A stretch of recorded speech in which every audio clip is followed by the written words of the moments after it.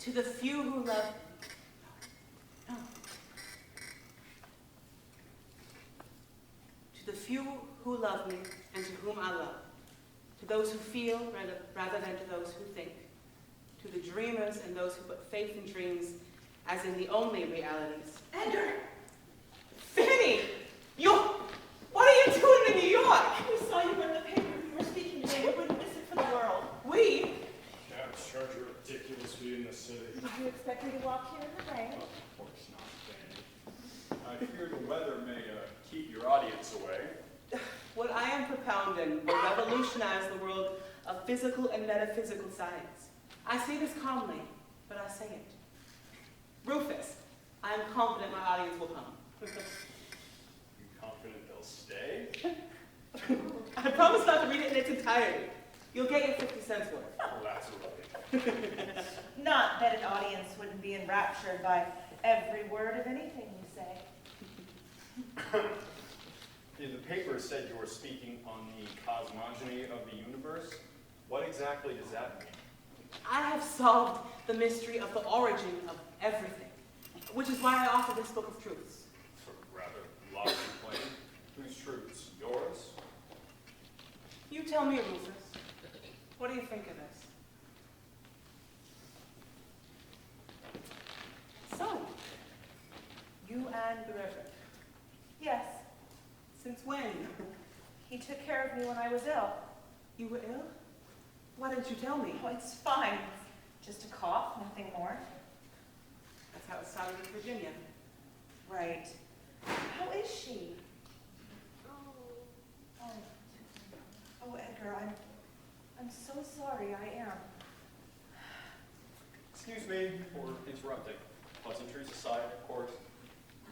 As a religious man, I must say what you're positing here is borderline heresy, saying no one man is inferior because each soul is in part its own God. Rufus, it is with humility really unassumed, with a sentiment even of awe that I say such a thing. But my primary proposition is not religious. Once you hear more, I assure you, the novelty and moment of my views will be readily apparent. Which are? First, because nothing was, therefore all things are. What do you mean? Are you unwell? Although I've been sick intermittently with fever, I assure you, Rufus, my mind is as sound as ever. This is definitely not the work of a disordered mind. I would go so far as to say it's the work of someone trying to reconcile science with philosophy and spirituality. Eureka! Yes! I have determined that mind is cognizant of matter only through its two properties, attraction and repulsion. Unity is nothingness. Matter, springing from unity, sprang from nothingness. Matter, and finally, all will return to nothingness and return into unity. How? Gravity! Each particle tends to every other particle, which suggests perfect totality or absolute unity. Oh, I see the weather hasn't kept my guests away. Why don't you take your seats?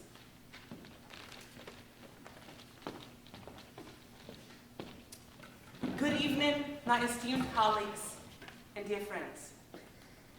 Welcome to my presentation on the cosmogony of the universe, or better yet, Eureka.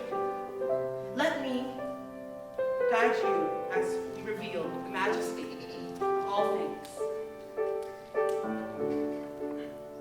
Allow me to pontificate before I open for debate the topic of today's symposium.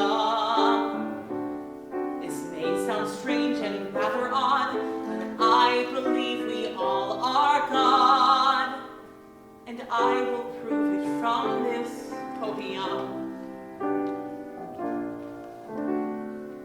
There's an infinity of stars that fill the sky, and still there's more that you and I can't see.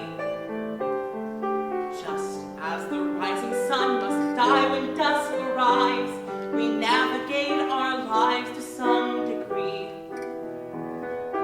Life is a train that must always remain on the tracks.